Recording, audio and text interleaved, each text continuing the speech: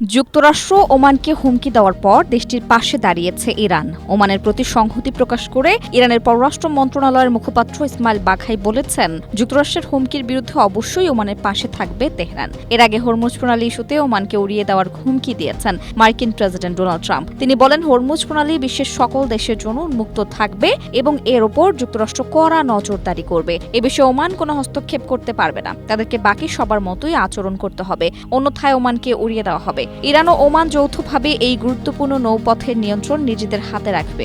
এমন কোনো স্বল্পমেয়াদী চুক্তি মার্কিন প্রশাসন মেনে নেবে কিনা সাংবাদিকদের এমন প্রশ্নের জবাবে ট্রাম্প বলেন, না, এই প্রণালী সবার জন্য উন্মুক্ত থাকবে। এটি একটি আন্তর্জাতিক জলসীমা, কেউ এটি এককভাবে নিয়ন্ত্রণ করতে পারবে না।